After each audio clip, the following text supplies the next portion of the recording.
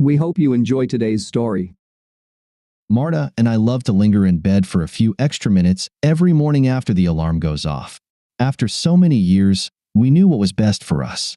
Those warm, lazy extra minutes in bed had to be paid for with a desperate struggle to get ready for work.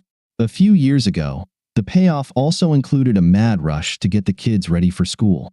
Now, with two of our children gone, we find ourselves staying in bed more often before the crazy morning rush, the one that precedes the commute to work.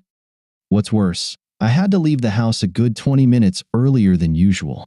Martha had to work late tonight, so instead of taking my car, we were close to each other, so we commute together. I decided to bike to work on my mountain bike. The weather forecast also promised a beautiful spring day. I finished the last bite of toast, washed it down with coffee, and was ready to go. "I'm heading out, darling," I called towards the bathroom, where Martha was still occupied. I waited for her to stick her head out the door and speak to me, but heard no response. "See you tonight. I love you," I added after a few seconds. I was running late, with no time to dwell on Martha's lack of response. I threw my keys into my backpack and left. I'm Frank Mackey, a 53-year-old office manager at the State Department of Public Works.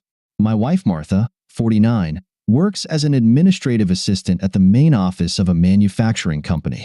We both look better than average, but Martha is stunning, if I may say so. She doesn't look her age. Many men glance her way when we're out. 10 minutes later, I heard a whistle indicating that I had received a text message. A few seconds later, my phone rang. While riding my bike, it's quite challenging to keep track of all the cars, so I don't talk on the phone while on the move. I answer calls at work. I arrived at work on time but was so preoccupied with dressing properly for the 8:45 meeting that I left my mobile phone in my backpack, forgetting about all the phone calls. Later, I followed a group of colleagues to lunch. Finally, during the coffee break after lunch, I remembered the phone calls. I had 5 messages from Martha, 2 texts, and 3 voicemails. The first text message was sent at 8:10 and read, "You took the wrong keys. Call me." The second message was sent at 8:35. "I'm waiting for your call." Then I listened to the voicemails. The first one was left at 8:11. Darling. "You took the wrong set of keys when you left. Could you drop them off to me at work this morning? I need them. Call me." Her voice was slightly sharp, and I didn't understand why. She doesn't need keys at work. They use a modern keycard security system. The second voicemail was left around 10:15.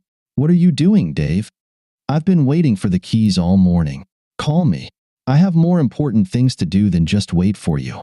I've known Martha for over 25 years, 23 years as my wife.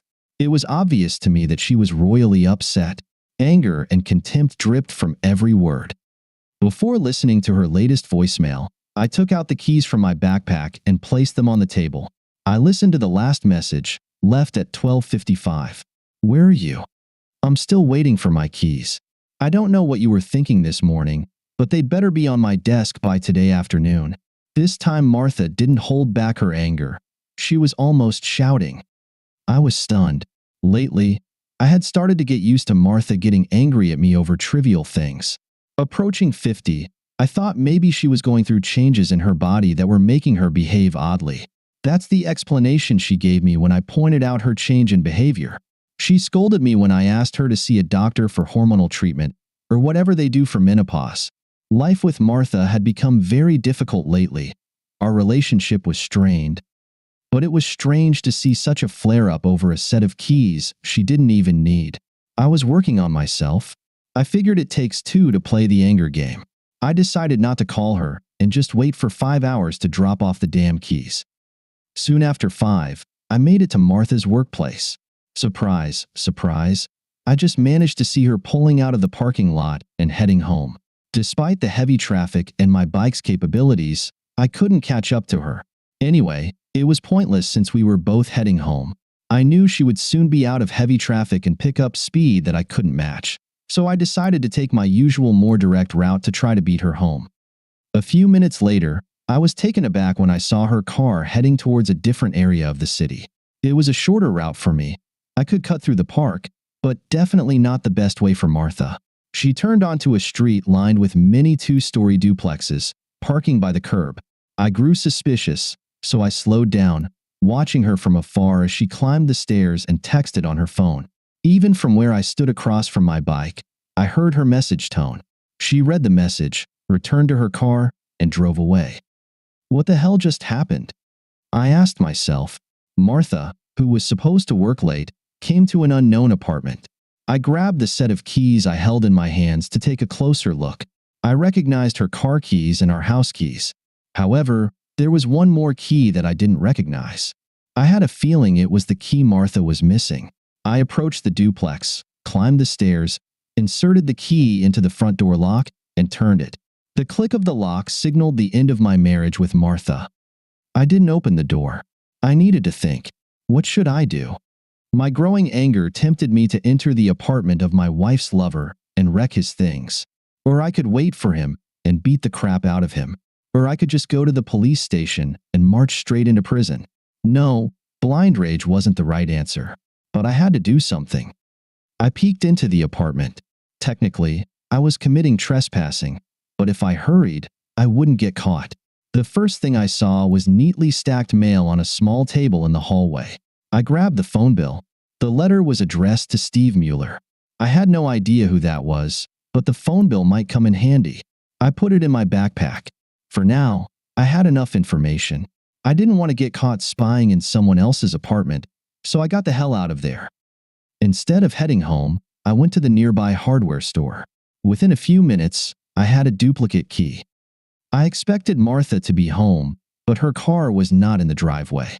I didn't know what her lover had texted her, but it must have been a message to meet him somewhere else. I decided to play a little with Martha. I called her, but she didn't answer. I didn't leave a text message, but sent her a voicemail. I'm running late too, but I'll bring the keys soon. I'll be at your office shortly. It took a few seconds to receive a response. There's no need for that. I've taken other measures. I just left my office. Just go home, came her immediate reply. In her mind, she probably added, and leave me alone, you fool. I had a horrible evening. Martha didn't come home until 10 o'clock. This gave me a good 4 hours to figure out what to do. Firstly, I wanted to gather evidence of her affair. With the copy now on my keychain, it would be easier than ever to do what needed to be done. The phone bill alone pointed to her lover. They were constantly talking on the phone and texting each other, even in the evenings when Martha and I were together. All this time, I thought she was messaging our kids. Did I really need to know why she decided to leave me? No. It didn't matter now. Our love had faded over the past 6 months. Perhaps it takes that much indifference, reproach, and nitpicking before a man's love begins to fade. Now I understood that my loving wife was drifting away from our marriage, but I never knew it. Today's discovery was the final blow to a very horrible marriage. We're done. In our state, there's no benefit from proving marital infidelity. Irreconcilable differences would be the motive, and the judge would split our assets 50-50. But, as a deceived husband, I felt I needed to achieve much to reclaim some of my pride. I won't let Martha lie while married. The reason will be made public for our children, parents, and friends.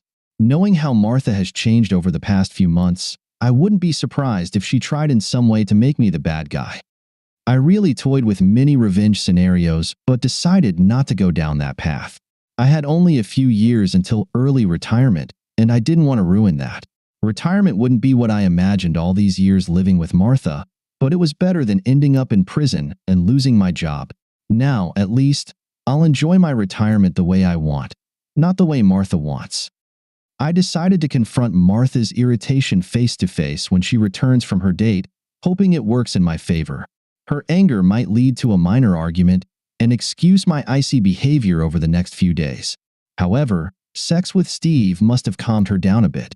Now that I was very attentive, I realized she was diverting my eyes a bit. When Martha finally came home, she was surprised to see me still sitting in the living room. She dropped the spare car key into the container we keep by the door and grabbed her own set of keys that I had placed there earlier. Looking at the keys, she tossed them into her purse. I expected some grumbling, but she didn't say a word. She went straight to the bathroom. I'm tired, she said to someone in the hallway. I'll take a shower and go straight to bed. What? I asked. No love tonight? Her only response was to close and lock the bathroom door behind her. Do you know many married people who lock the bathroom door? I hadn't noticed it before, but it happened so often when Martha came back from working late. Oh God, I was so foolish. No wonder she's leaving me. Before bed, I watched the evening show. I hoped Martha was sound asleep. I swear, she still wasn't sleeping. Sleep was elusive for her too. The next morning, under the pretext of a meeting, I left early in my car. Instead of going to work, I went to an electronics store and bought a few interesting things. It took me just a couple of hours to hook up Mueller's apartment to sound and image. Being in the apartment for so long, I had time to look around. It was very well furnished. Many items looked like antiques. I don't know if he had a maid, but his apartment was spotless, not a speck of dust anywhere. I wondered if he was obsessed with cleanliness. Food for thought. I hoped my little spying gear would go unnoticed for a few days, at least long enough to get some juicy shots of my wife and her lover. I shouldn't have worried about it. Back in the office after lunch, I got another message from Martha, asking me not to wait for her as she had another late meeting. I arranged to meet with a lawyer the next day. That evening, I passed by Mueller's apartment and saw Martha's car. Despite everything I had gone through in the past 24 hours, I still felt my heart sinking with yet another proof of her betrayal. Tomorrow would be a decisive day. I drove back home. I felt tempted to just settle in at a city motel, but it would be absurd to incur such expenses when I'm not at fault. Returning home, I thought about spending the night in the guest bedroom, but again decided that I wasn't the one who ruined our marriage. Let Martha sleep there. I haphazardly moved all her things to the guest bedroom. I just grabbed entire drawers, dumped them on the bed, and then tossed clothes from her side of the closet in there. Quite a soothing activity overall. I felt better with each armful I carried into her room. When she came back home that evening, she looked worse than the night before. She had that just exhausted look she can have after a 5-hour sex fest. And again, she was surprised to see me. She didn't bother explaining her lateness or appearance, as if she could explain the reason. I couldn't believe I could cause such pain. Knowing that divorce loomed over us, I grabbed her hand and dragged her to the bedrooms. What are you doing, Frank? You're hurting me, she whimpered. I forced myself to sound more confident than I felt. I knew I was minutes away from losing her. I had to act fast. I had to keep myself in check. Shut up, you monster, I said loudly. It was so out of character for me to say such things, as if I had struck her. The accusing looks I had been receiving for the past few months were suddenly replaced with fear. But what fear? Fear of violence? Or fear of exposure? I couldn't know and wasn't going to ask. I opened the guest bedroom for her to see her things neatly arranged there. Starting from tonight, you beast, I sharply said, this is your room. And I pushed her inside. We are not husband and wife anymore. Stay away from me. I warned her. Actually, it would be better if you just packed your things and left right now. Martha was irritated and angry. She resisted, trying to get out of the room. Oh no, you jerk. If any one of us is sleeping in the guest room, it's you, she said. I broke my back taking care of the kids, you, and the house. Show some respect or leave the house. Did I want to argue with her? No. I forcefully pushed her back into the guest room, surprising both of us with the strength of my action. I'm giving you two options, I growled at her. Either you'll sleep here until our divorce is final, or you'll go live with Steve Mueller right now. His name struck her like a karate kick. Despite her behavior in recent months, Martha still knew me better than anyone. She realized that I knew about her affair, and she knew that I had no forgiveness. She knew that I would never take her back into my life, and we wouldn't part as friends. Who would want to be friends with someone who stabbed you in the back? I could see from her eyes that she didn't expect to be caught, and she wasn't prepared for the confrontation. Within a few seconds, I saw defeat written on her face. She retreated to the bedroom, shed her clothes, and sat on the bed. Tears slowly streamed down her cheeks. She said something that I didn't catch. What? I barked. I'm sorry, she said slightly louder. I was so foolish. Please, don't hate me. You know me, Martha, I said. I won't hate you eventually, but I'm sure I won't love you either. Hell, I don't know if I can even be around you. I started closing the door, but I wanted to hurt her a little more. I'd prefer to get this over with quickly, I said firmly. I'd appreciate it if you left as soon as possible. Just sign the divorce papers, which you'll receive soon, and we'll never have to see each other again. I closed the door, speaking to Martha for the last time before the court hearing. The last sound I heard was her sobbing. The next day, I retrieved my spying equipment from Mueller's apartment. My next stop was my lawyer. Since my demands were straightforward, he assured me that the divorce papers could be delivered within 2 days. I paid him in advance and left. I tried to return to work, but it was more than futile.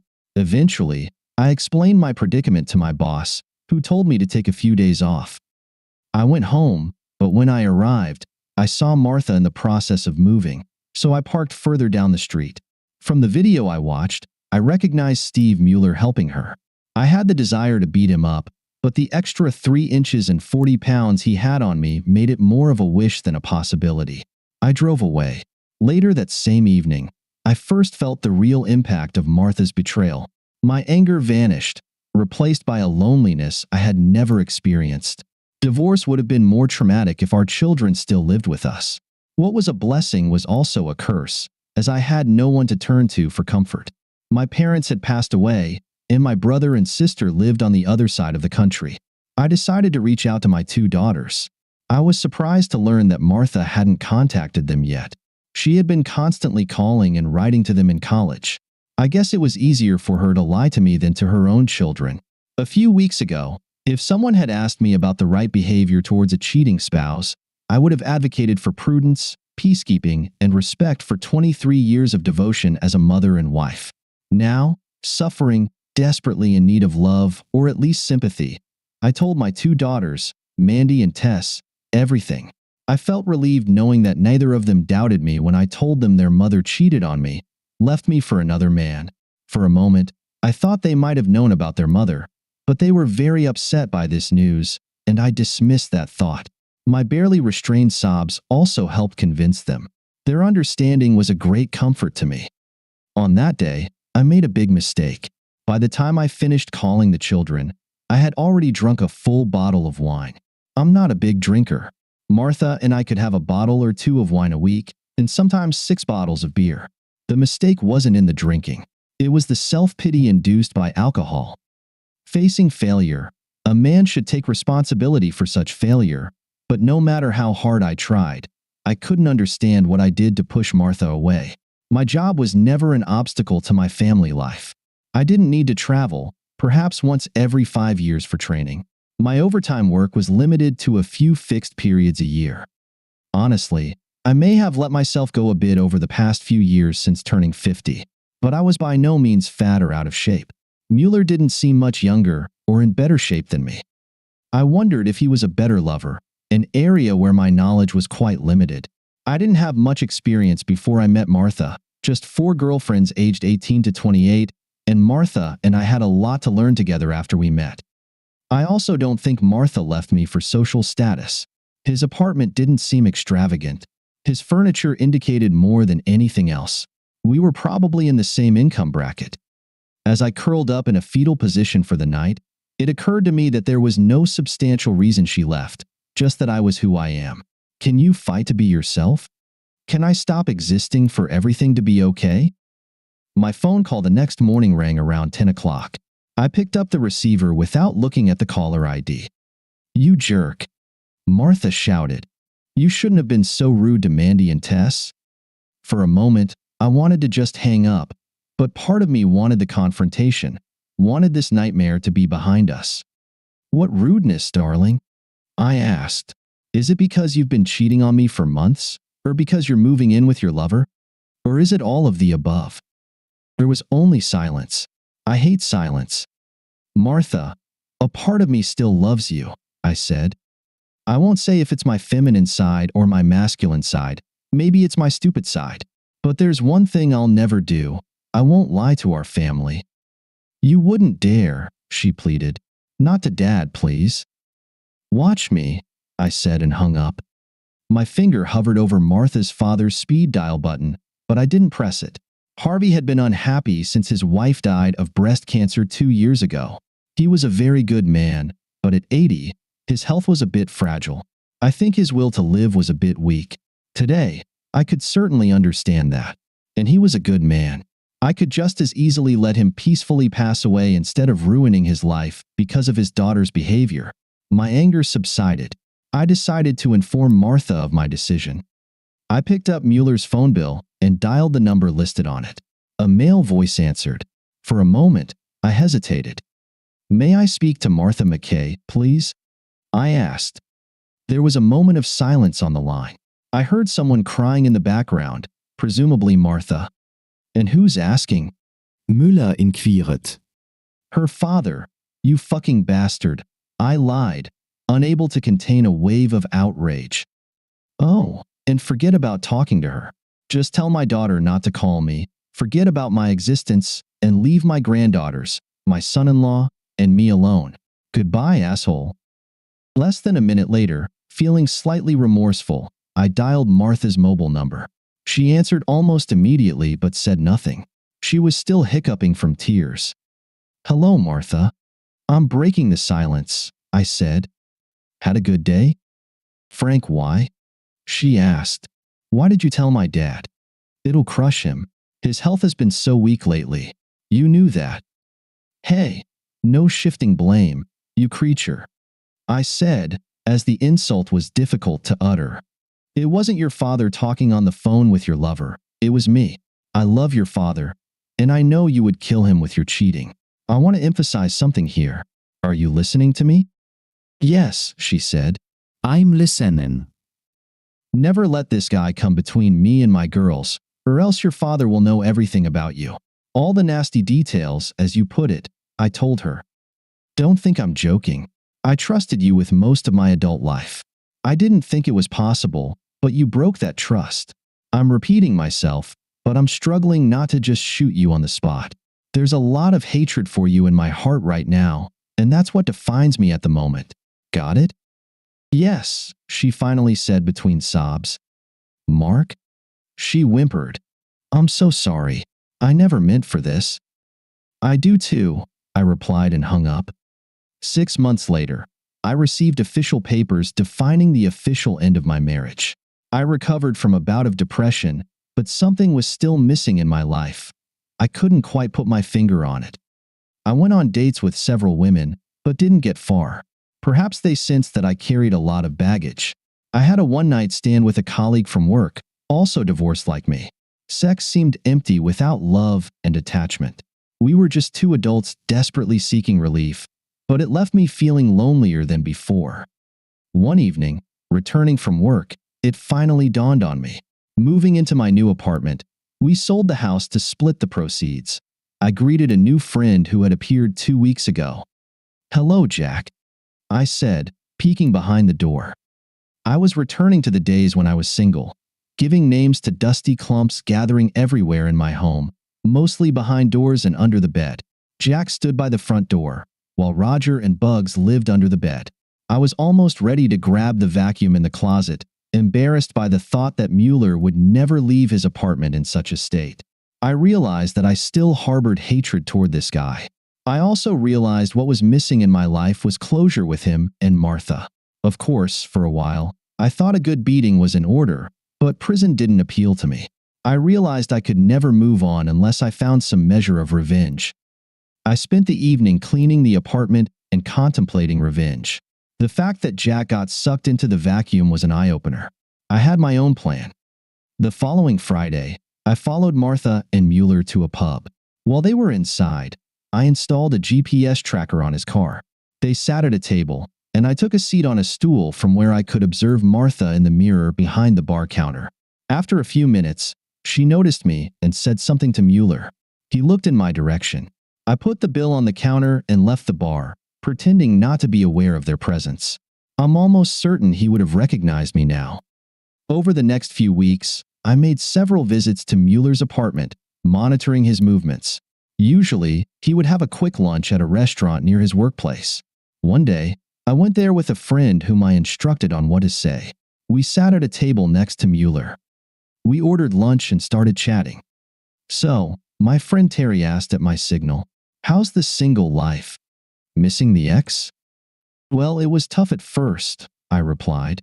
"Martha really caught me off guard. She's always been a good liar throughout our entire life together, but she really fooled me on this one." "What do you mean a good liar?" my friend asked. "Did she lie a lot?" "Well, not often, but enough to acknowledge it as a personality flaw," I said. "For example, 3 years ago, her car was dirty, so she borrowed mine to go to a meeting. She returned in the evening with a big dent on the driver's door. She argued with me that it was like that in the morning when she took it. I had washed the car the day before and knew very well that wasn't the case. However, after 25 years, you learn to let such things happen with your wife." "And how's your personal life?" Terry asked. "This is one of the good things about getting rid of that creature," I said.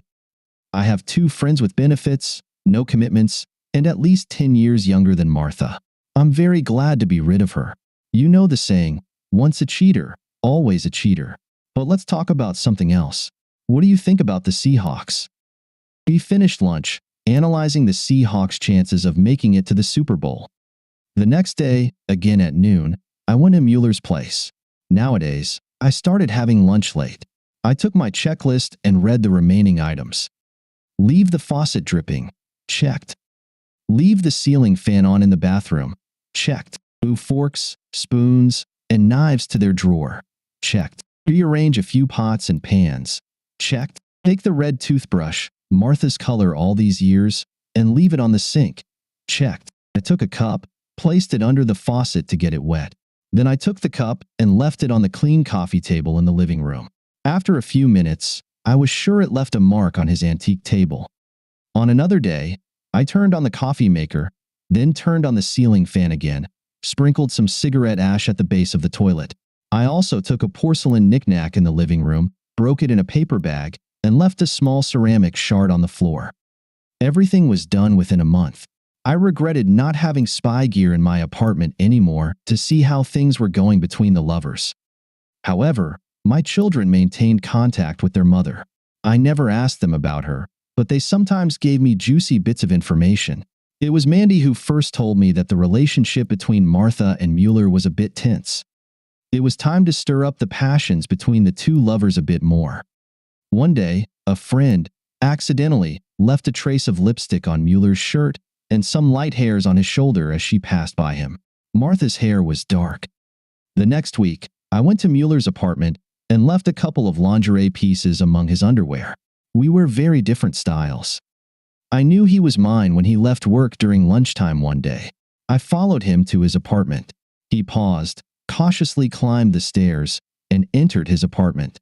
A minute later, he came out and returned to his workstation. "Caught you."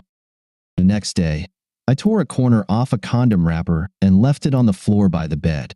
I wrinkled the sheets, jumped a bit in the middle of the bed to disturb them, and put the blanket back almost the same way it was. I also left impressions of 2 glasses on the coffee table, some ash in the toilet, and turned on the ceiling fan. I took another porcelain knickknack, broke it, and threw it in the trash.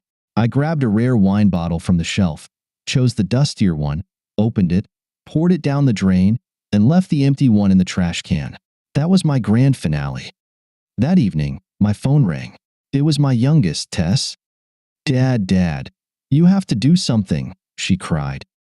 "Anything for you, sweetheart," I said. "Help Mom," she said, barely holding back tears. "She's at the police station. This guy hit her, and she called the police. She has nowhere to go. She doesn't want to go back there anymore. Lately, he's been quite cruel," and she said, "Hold on, sweetheart." I interrupted her. "I'm not the person who can help your mother. I hate her to the core, and I must admit, I really like what's happening to her. Not the beating, but the complete failure with her toy boy. What's happening around?" "Dad," Tess pleaded. "She's my mom, and she needs help." Okay. Just because you're asking," I said. "Don't expect me to do more than just pick her up and take her away." "Thank you, Dad." A few minutes later, I was at the police station.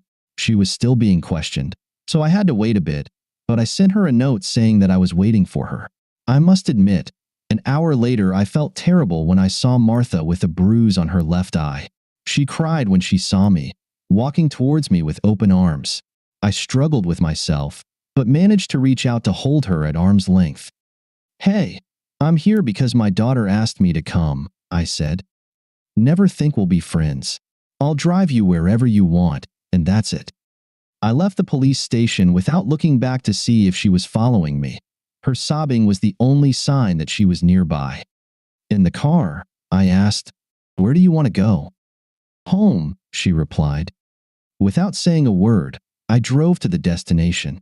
Martha only reacted when I turned onto Mueller Street and parked in front of the house. "I don't want to go there," she said, holding back tears. "Listen, Mueller is in jail right now. That gives you enough time to gather your things and leave." She looked at me for a few seconds, then got out of the car and headed into the apartment. Soon she began carrying garbage bags filled with her clothes. She didn't take much when she left me, so she finished quickly. As soon as she finished, we left. A few minutes later, she asked where we were going. I heard fear in her voice. "We're going to your father's," I told her. "You said you wanted to go home. You don't have another home." We drove in silence for a few more minutes. Her father lives far out in the suburbs. "I haven't had the chance to apologize to you," Martha said, breaking the silence. "I regret what I did. I was foolish, and you caught me in deceit. I accept that, but I never stopped loving you. I just forgot what that meant for a while. I didn't even want to live with Steve. We had little in common. I want to tell you that I'm sorry for causing you pain." I didn't respond. There was nothing to say. Could I say, "It's okay"? Absolutely not. Could I tell her that I forgive her? That would be a lie, as I was still deeply upset about how she destroyed our marriage. I remained silent. I think my silence hurt her more than any elaborate speech I could have given to let her know how much pain she caused me. I still couldn't understand how someone could swear love to a man and then seriously wound him. Near her father's house, Martha looked at me. "What should I say to my father?" she asked. This left me speechless. What the hell? We've been divorced for several months, and she hasn't told her father?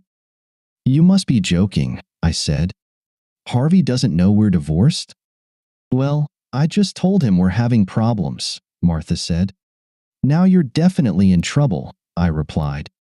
"Find a convincing reason, but don't make me out to be the bad guy, or I'll hear about it and tell him the truth." It was already late, but I didn't offer to help Martha move her things into her father's house. Firstly, I was enjoying her suffering a little. Secondly, I didn't want to talk to Harvey. The next day, I parked across the street from Mueller's house. He returned home shortly before noon. It was time to put the final nail in the coffin of their flirtation. I grabbed the cheapest bottle of Chilean wine I bought on the way, a $10 investment, and climbed the stairs. Mueller opened the door and was surprised to see me. "Hello," I said. "We've never met, but I'm Frank McKay, Martha Sharp's ex-husband."